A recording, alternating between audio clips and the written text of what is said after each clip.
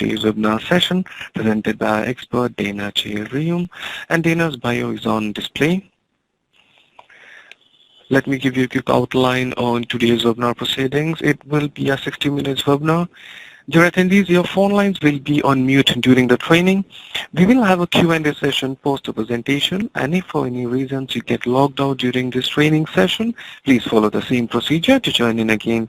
Now that we all are ready, then I would request you to take the training over from here. Right, thank you very much, and welcome to I-9 updates. So first, let's talk about what we are going to review today. So we are going to talk about working in the U.S. and employment verification. So really understanding employment verification, how it functions. That is important to kind of understand the history, how we got here, and why all of this is so very important. So definitely will want to review that with you today. Then we'll dive into discrimination. Discrimination is a key thing here. So definitely want to make sure from a discrimination perspective that we talk that through and make sure everyone understands the criticality of that, because discrimination can become painful for us. So definitely want to review that. And there's some things that you can be doing to alleviate some of this as well. So definitely want to talk that through. Changes to the I-9. So we're going to talk through changes from 2020 on. Anything prior to 2020 actually is in the appendix. That is there for your reference, along with some visa information if you need it. So feel free to do that. I think that's very important from a changes perspective of, just understanding those prior changes, but I'm only focused on the most current ones that are, most impactful to you. So I'm still going over the 2020 ones just because those do have an impact.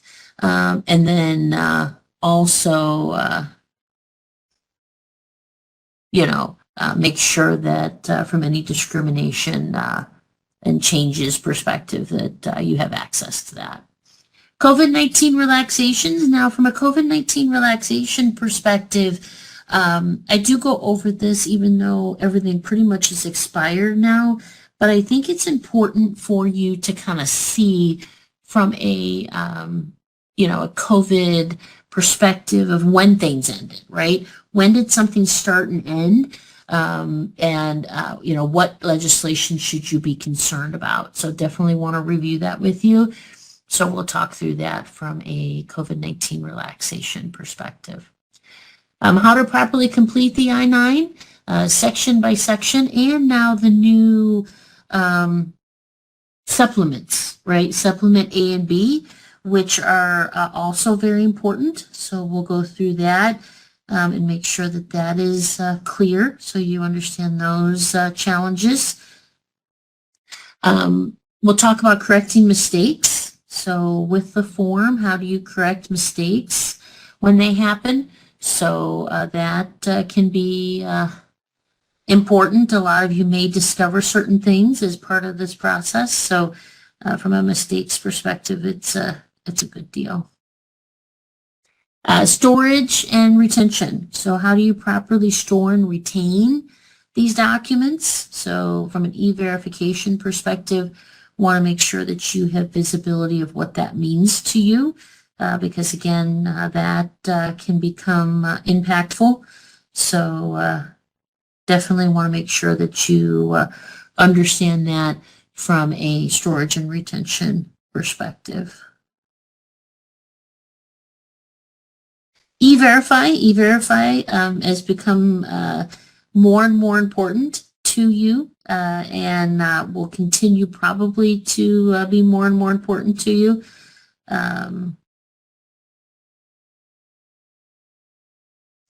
So that is a big deal. So just want to mention that. So do be aware of that.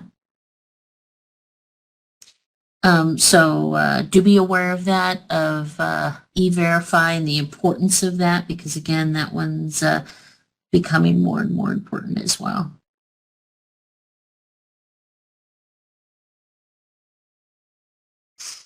We'll then go to some questions. So anything that you may have from a questions perspective, I can also help you through at this point here as well. Immigration Reform and Control Act of 1986. So working in the U.S. and employment verification, definitely a big deal. It has been part of our lives for quite some time. But do be aware that, again, this law was put into place a really long time ago, which means that most of us should be complying with it and should be managing it appropriately. So do be aware of that. Make sure you prohibit employers from knowingly hiring individuals who do not have work authorization in the United States. That was the main purpose of this law, was to say, hey, we're not going to knowingly, right? Now, that does not mean that you may not hire someone who's not eligible. The documentation they give you seems to be accurate. So, that would be important. So, that's a big deal. So do be aware of that. So prohibit employers from knowingly hiring employees who do not have work authorization in that perspective. Now, individuals legally allowed to work in the United States. I always get this question of, okay, Dana, that's great, but who is legally allowed to work in the United States? And it's 4 categories of individuals.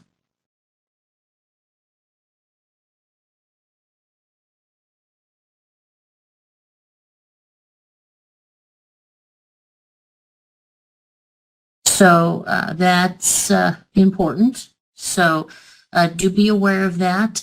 There's these 4 categories. If somebody doesn't fall in one of these 4 categories, they're not eligible to work. So citizens in the United States obviously can work, right? So that's important. So do be aware of that one.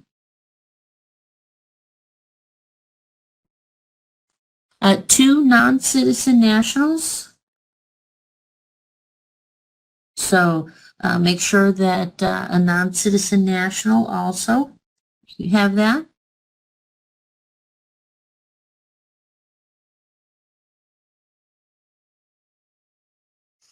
Third is lawful permanent residents.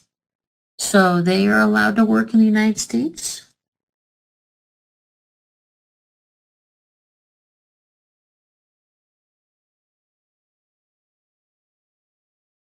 Lawful permanent, and then aliens authorized to work. So aliens who are authorized to work are also eligible. So do be aware of that from an aliens authorized to work perspective.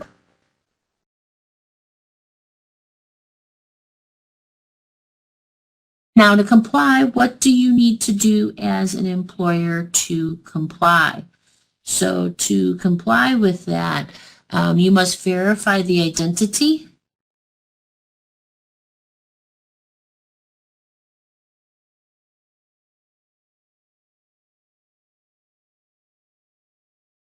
So, that is important, that you must verify the identity and employment authorization for anyone, again, who works, who was hired after the November 6th of 1986 timeframe. So do be aware of that. That's an important piece.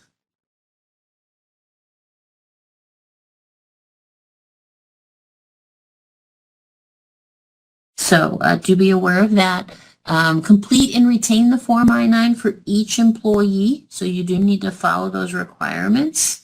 Make sure that you're doing that. So that's an important piece here. Refrain from discrimination against any individual on the basis of actual or perceived national origin, citizenship, or immigration status. So that is an important element. You cannot discriminate. Now, we're going to dive into discrimination a little bit more because I think it's an important piece that you do need to be very careful of. So do be aware of that. You know, this discrimination is definitely a big deal, and it comes up a lot. We're going to dive into it a little bit more just because of the importance of it. You know, yeah, and making sure that you're being mindful of, you know, these employment verifications and how you manage them.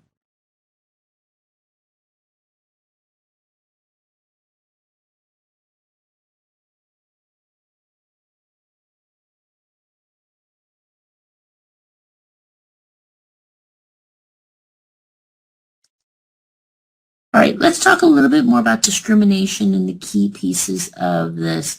So from a discrimination perspective, anti-discrimination laws prohibit us from doing 4 things. One is citizenship or immigration status discrimination. So you cannot discriminate against somebody based on citizenship or immigration status, even if it's a perceived one, right? You may perceive their immigration status to be something, but again, you cannot discriminate in that manner. National origin discrimination. So just because you perceive somebody's from a particular country, you do need to be aware of that. So do be mindful of that. Document abuse. So from a document abuse perspective, again, you cannot ask employees for a particular document. They have the right to bring any document that they choose for this purpose. So you cannot ask them for a particular document or anything of that nature, and that is considered discrimination when you ask them for a particular document. Last but not least is retaliation. Now, this is where you need legal advice, right? There is a process in which you will have to, you know, potentially terminate an employee because the I-9 didn't get completed as required by law.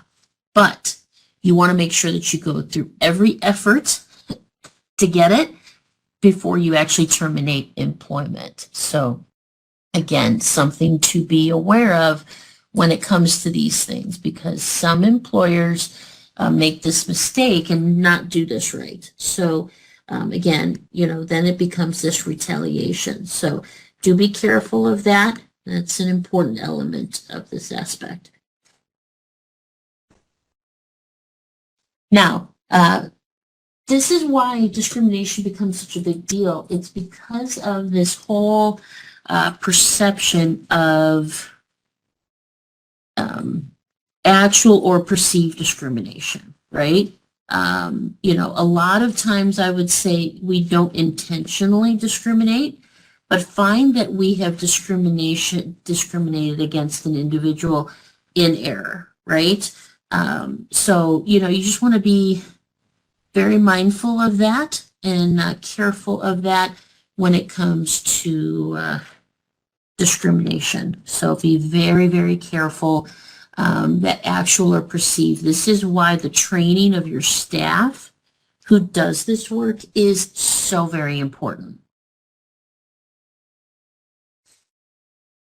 The training of these individuals is key of making sure that people don't feel discriminated against. Again, I always like to give the example of, you know, you have someone who's doing the I-9 process for multiple people, and they're completing the process, and everybody watches this person go back and make copies of only one person's documents, but nobody else's. That can be perceived as discrimination, right? Because now that person's perception is that, wait a minute, you're doing something because you're trying to avoid discrimination. So just be careful of that. That is a big deal there that you want to be very careful of. So do be mindful of that.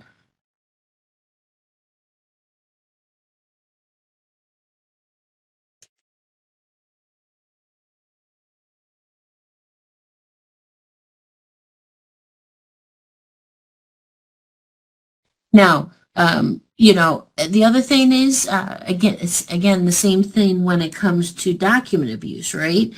People say, hey, you know, bring your social security card in, payroll needs it, and hey, we can do your I-9 at the same time. Nobody intended to discriminate in that sentence. However, now you have really chosen their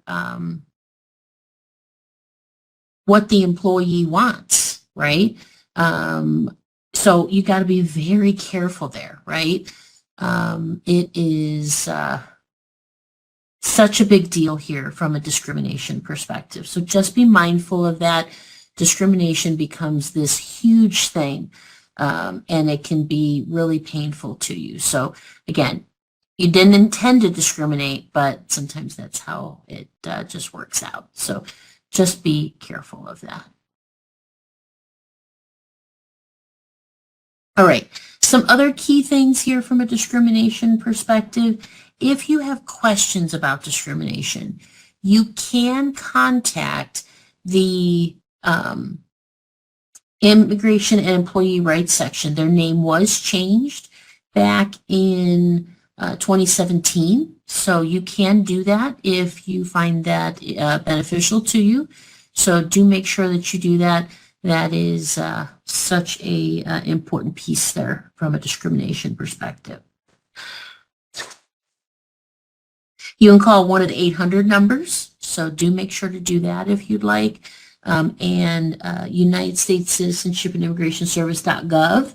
You can find all the information of everything that we covered today in this session on I-9 Central. And it's a good tool for you, right? As you walk away from today's session, but you're looking at other things, this can be a really great way to make sure that you stay up to date on changes and things that happen.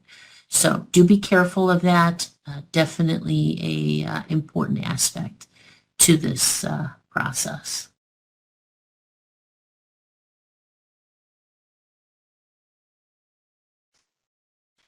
All right. Employer requirements. So some key requirements for you as a employer. So one of the things I always like to remind you from an employer perspective is that you are required to have that I-9, right? You're required to make sure that you fill out the I-9 as appropriate. So do make sure that you do that. You should have one on file for all of your employees who were hired after November 6th of 1986. So again, make sure that that happens and that that is done accurately. So do make sure that that happens. Definitely a very important piece here.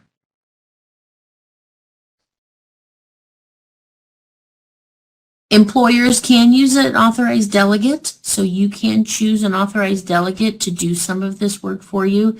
However, if you use a delegate, I always strongly recommend that you're very careful about that. From a delegate perspective, employers, if you do a delegate, you are still liable for anything that they do as part of this process. So with that said, if you're not careful, right, you can get yourself in a situation to where now,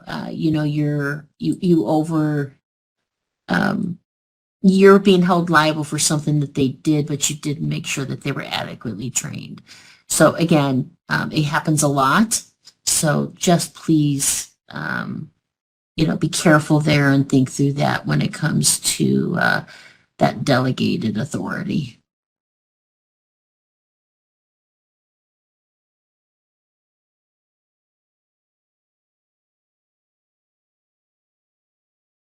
I-9s are not required for certain categories of individuals. So for certain categories of individuals, if you have any casual domestic services, so that is important. So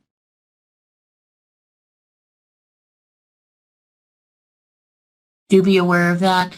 That is a important element here.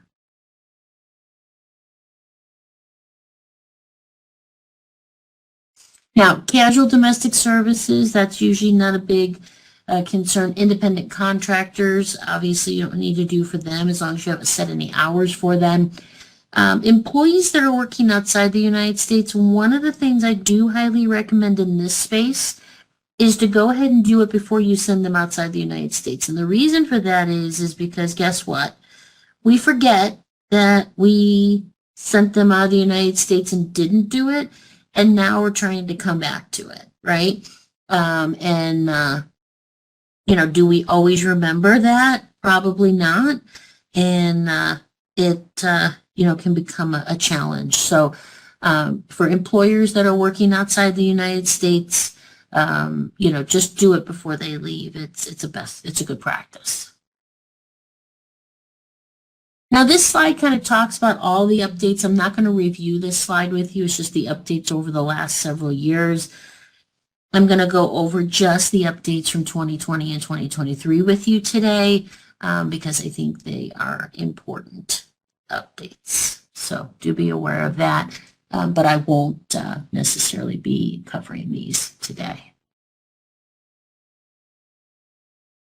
All right, 2020.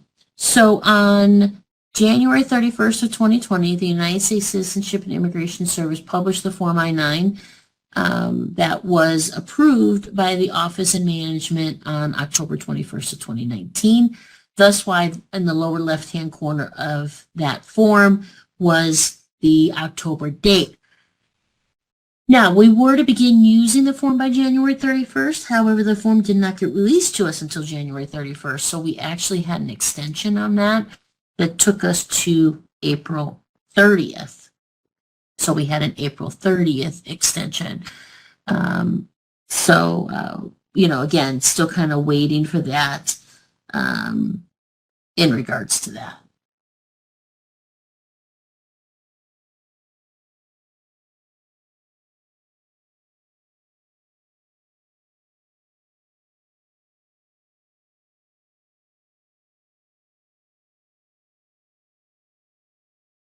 So do be careful of that, again, from a I-9 form. Spanish version. So one of the things about the Spanish version is for the I-9, that's one of the only things that's different.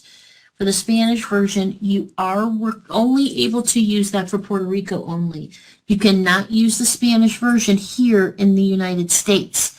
So you do want to be aware of that because if you try to use the Spanish version here in the United States, that is not legal. So do be mindful of that. You do need to be aware of that from that aspect. So do be careful there. Now, again, again, those Spanish versions are for Puerto Rico employers only.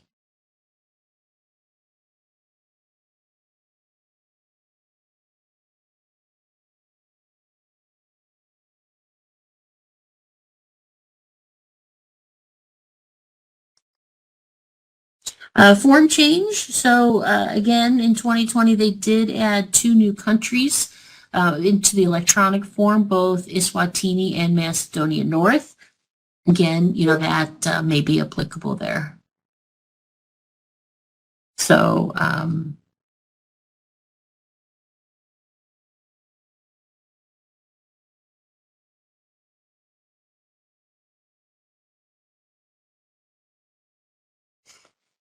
that's important. Instruction changes.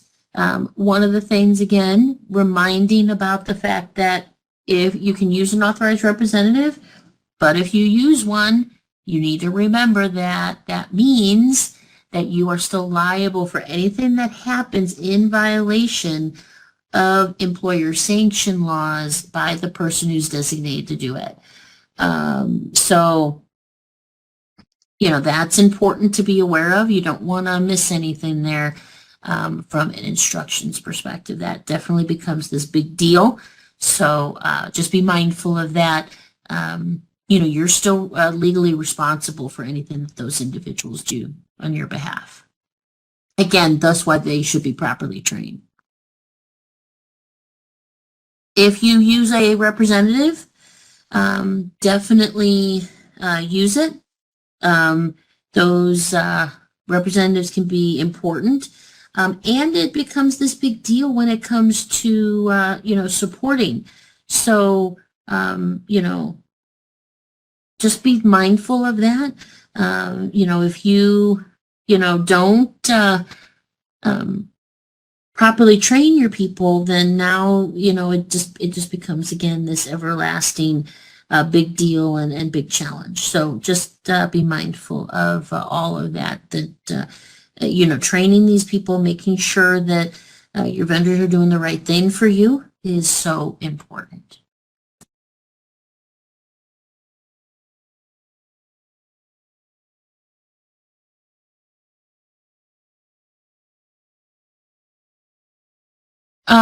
So again, just watch out for that. Make sure that those people are properly trained.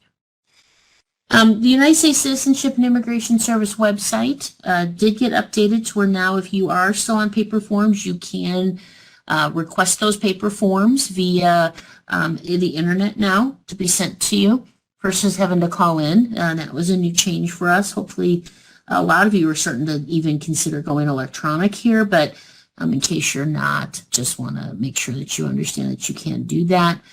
They also did provide clarification on, showing some of these things of, putting a bunch of NAs on the form or things of that nature. If the employer has, if you're filling out the form appropriately, you don't have to put all these NAs. So do be aware of that. Again, list A, it's employment and identity verification. B and C only do one of each. So just be careful there. That is an important element here. So something to be considerate of.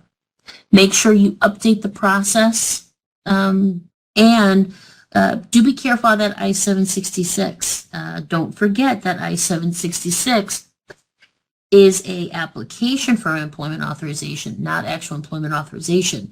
So with that said, it does not qualify as a List C item. So it does not qualify there. So do be careful there.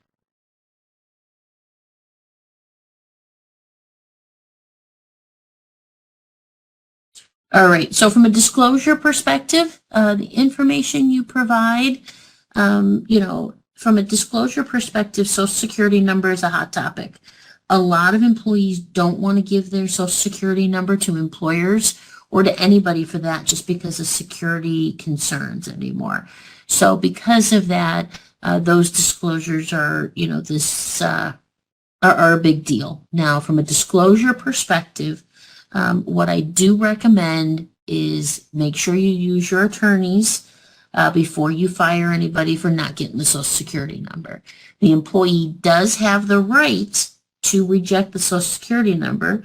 However, with that said, that does mean that they potentially could be terminated if they don't provide it. And that's what this disclosure allows them to understand. So do be aware of that.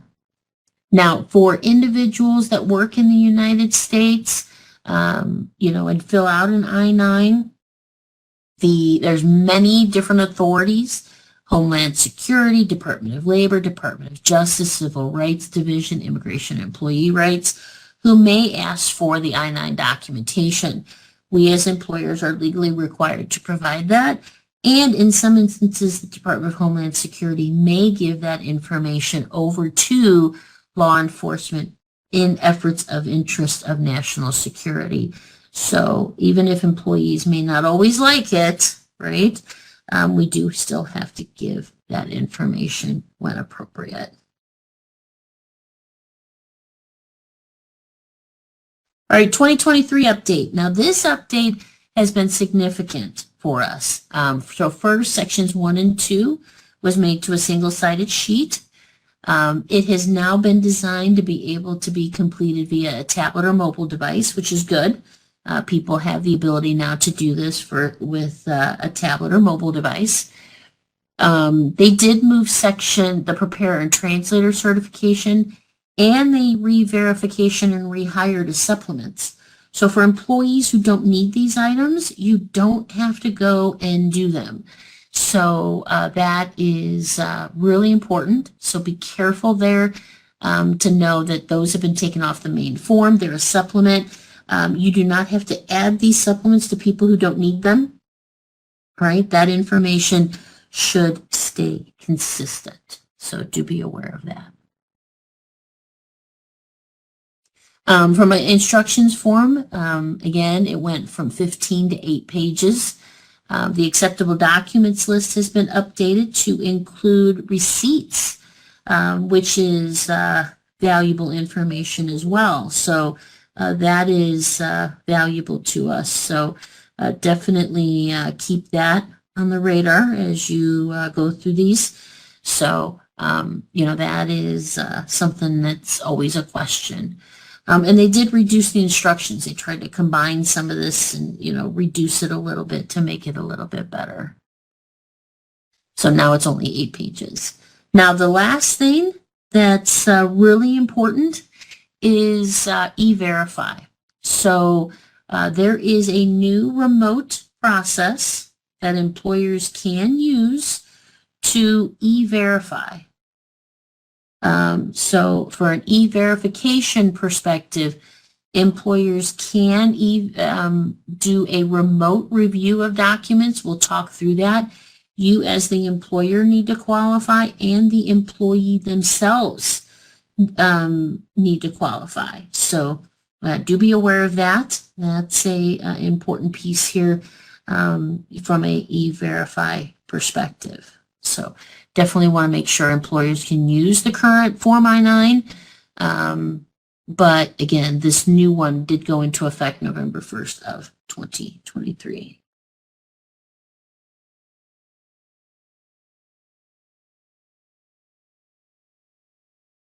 All right, what's the remote examination? So on the form now, there's a checkbox that you can do remote examination of these documents. Now, with that said, from a remote examination perspective, first you, the employer, have to be a remote examination employer. So you have to be applicable.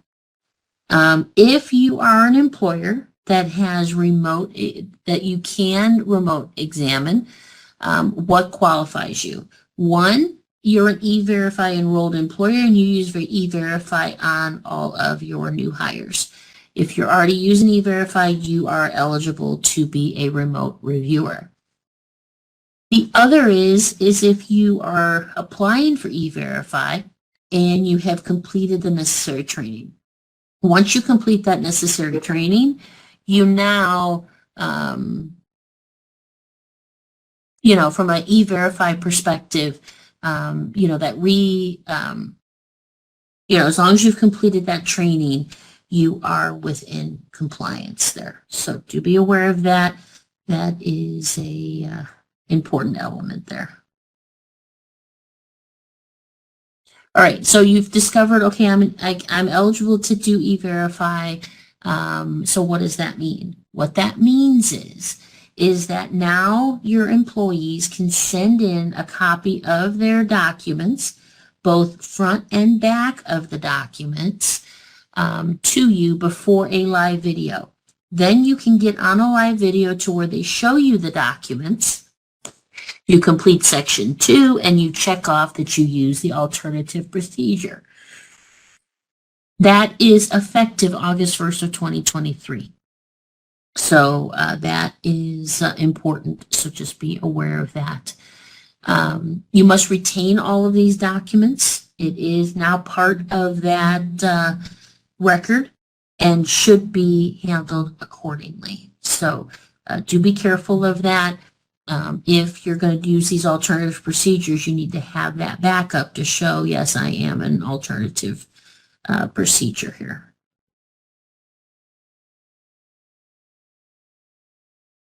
Make sure that from a re-verification perspective, again, it can be done remotely. Make sure to update and check that off. If you're doing the remote or not, I still suggest that everybody downloads the M274. It's your handbook for employers as a handy reference tool. So do be aware of that. You should have that at your fingertips for any questions you have. Everything that we reviewed today in today's session is also included in that. So do be aware of that. That is such a big deal there. So I'll make sure that you manage that. I-9 flexibilities, and I'm not going to go too great a detail into this just because it doesn't bring you as much value. But one of the things I do like to remind you is, again, you could use the COVID flexibility up and through July 31st when it expired of 2023.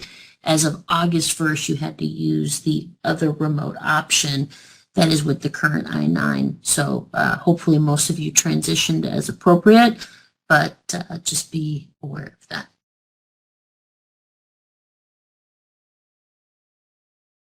And again, I have all this in here for your reference to show you know when things started and stopped, even the E-Verify flexibilities that we had at the time.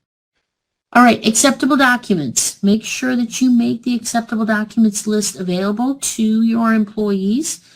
This is a very important. Again, you know, you can explain the form, how the lists work, why they have to bring 2 documents or 1 document or what that means. You can explain all of that. You just can't ask them to bring a particular document. They have the right to bring any document they choose based on what they want to bring or what documents they have. So again, most employers, I would say in this space, I think it's so well known now that we're not to ask for particular documents, that most of the time when it's particular documents that are asked for, that it's usually out of error, right? Oh, bring this day so we can complete this, right? Usually not that horribly impactful, but again, it's just important for me to remind, because I would say most of the time that we see this happen, it is in a case to where someone is doing it in error, right? They're not doing it out of spitefulness or not trying to do the right thing. So just be careful there. The employer, again, 1 document from list A or 1 document from B and C. Either way is fine. Section 1, employee information. Employee should validate. So from an employee verification perspective, this portion of the form should be done by the employee. The employee should complete it, but us as the employer should validate. So do be aware of that. That is important, so just be aware of that.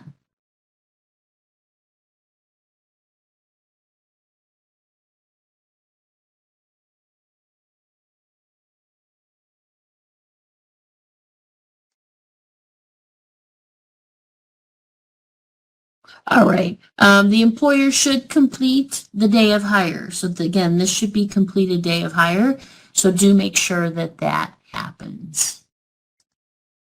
The employee must select the category that they fall in, right? Am I eligible to, be in one of these categories, or if there's additional requirements needed, that is important. So do be aware of that from a, it's important that, yes, the employee fills this out, but that you're also making sure that it's accurate and that it's being consistently validated. You should also check that the signature happens with the employee and the date. The date really starts that big piece, so just be careful of that. Compliance piece really starts as of the day that this is issued, so be careful of that. Preparer and translator. So as I shared, that now is a supplement A. So you kind of see that here. Supplement A, preparer and translator certificate for section 1. So this is a big deal. So do be mindful of that. It's good because now if we don't have this, we don't have to include it. If we do have it, we've got multiple sections to re-verify if we need to, which is highly beneficial to us because, again, it becomes cumbersome when you're trying to manage it. Employer or authorized representative review and verification. So section 2, it must be completed by the employer. So you must complete it by the employer. Must be complete no later than 1 business day. No later than 3 business days from the employee beginning work for pay. So section 1 was the day of hire. This is 3 business days. So the employee has that time to get the documentation to you. So that is important. The employer must examine original documents. So from an examination perspective, that's a big deal. And documents need to be current. So that is a critical element here. Here's the new section 2 again. They opened it up, gave us a lot more additional information sections, a checkbox, all of that here, which has been very helpful. So definitely something to consider here. So do make sure that you're aware of it. I remember a day to where, we would kind of do things in margins and it just became quite the mess. So that is very helpful to us that we have a lot more information, spots to put information. Document requirements. Employers are not required to be document experts. However, you must accept a document that appears to be 2 things. 1, genuine, and 2, it relates to the individual presenting it. So that is critical. Make sure that from a representation perspective, that it does relate to that individual and that appears to be genuine. You should be getting originals, not photocopies. The only photocopies you can take are those that come from those, the remote scenario. Other than that, this should all be very consistent. So do be aware of that from a document perspective. Documents must be originals. Only photocopies are the ones in the remote access process. Do be aware List B does not require a photo.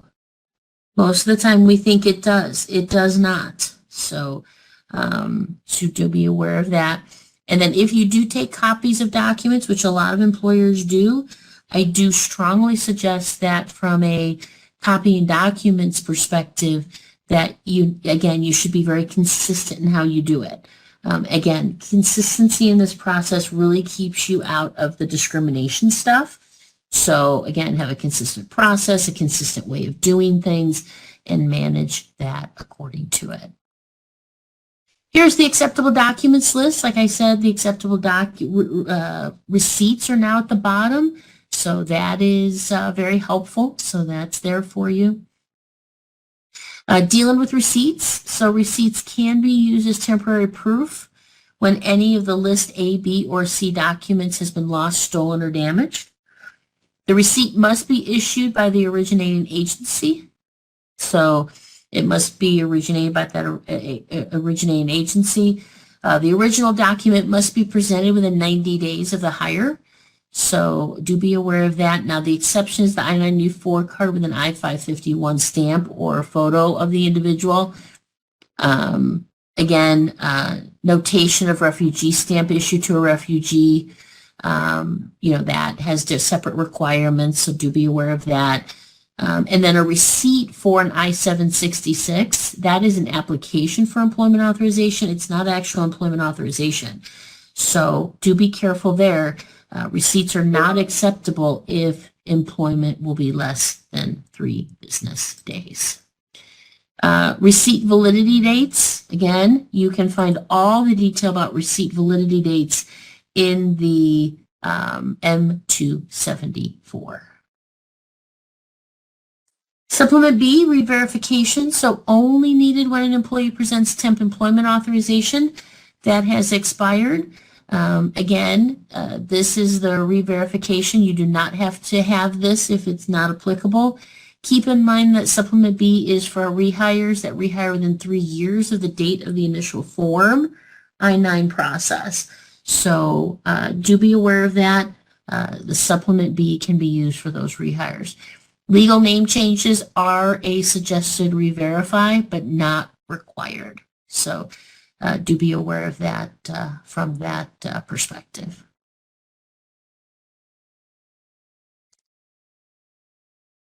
Here is that supplement again, and you can use this for re-verification as well. So that's good news. Mistakes, if you find a mistake on the form, mark the mistake out. Do not blacken it out, only mark it out so someone could see it. So do be aware of that. If you choose to correct an existing form, that's how you do it. Line it out, put the new information, initial and date. If a new I-9 is needed, then you should attach the original with the new one. So you can show that you did do it on time, but you just discovered in an audit that it wasn't done accurately. If a form is missing, immediately provide a form to an employee. And then you do have to give them the 3 business days to provide the needed documentation. As tempting as it may be, do not backdate I-9 forms. So please don't do that. Do not backdate I-9 forms. It is not a good practice. Storage and retention. You should have a form for all employees. You should restore in a secure method. Keep in mind, I-9 forms have a lot of personal identifiable information of individuals. They should be only able to be captured by authorized individuals. So only authorized individuals should be able to pull that information. You do need to make sure that however you store these, that you can make it available within 3 days of an official request to inspect. Form I-9. So do be aware of that.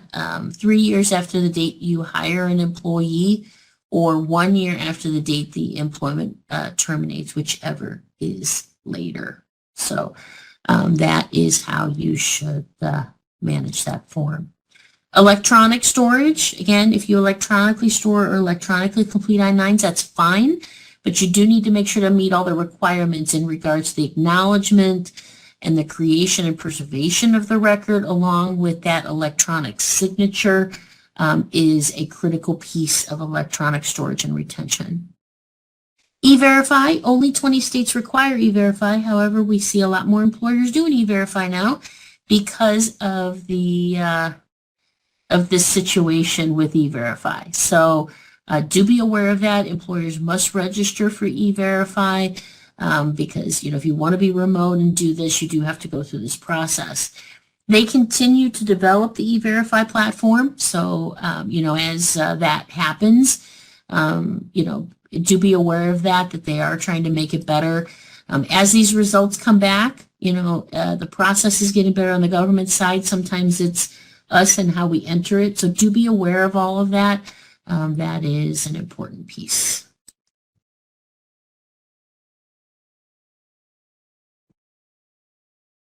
And then here is the system requirements.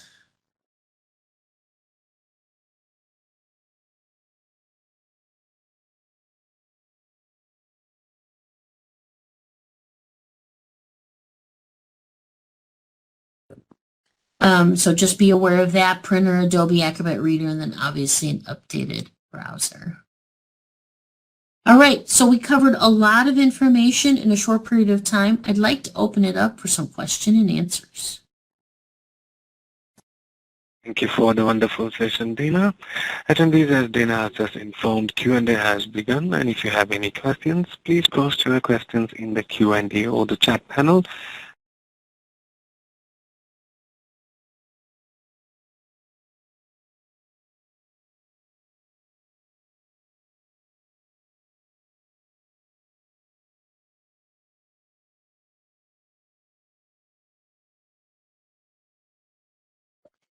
All right, so let me see a question. Isn't there a document you have to keep a copy of even if you don't keep copies of all documents? No, either you keep copies or you don't. There's not a requirement to keep any particular document.